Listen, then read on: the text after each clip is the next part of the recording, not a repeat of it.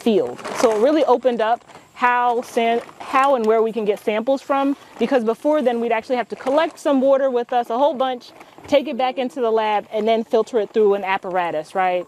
Because we're not necessarily concerned with the actual water molecules. We want to capture the DNA and the small stuff. So that filtration is the first step to do that, and it's really important.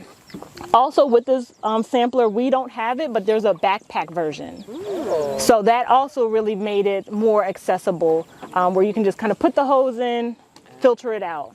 We're also going to put a preservative in. The filter is, you'll see it, it's like a nice cylinder, and we put a preservative in there. That preservative, we can leave the sample in there not frozen, because once we collect the sample, we want to preserve it for at least 7 days, which is really good. So it opened up where we can actually do this type of work. So I tell you this to say that the technology that we're employing today, it's starting to be utilized a lot, and it's going to continue. So when you start to see terms like eDNA, when you start to see people saying, oh, they collected water, right, and then they're extracting different DNA sequences or RNA, what we're doing today is very similar to the processes that they are using.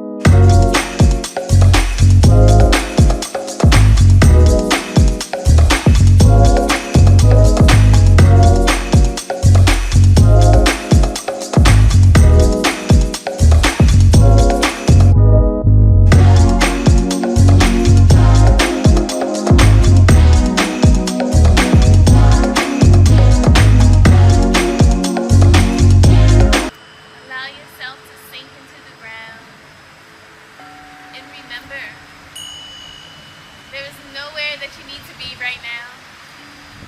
There is nothing else that you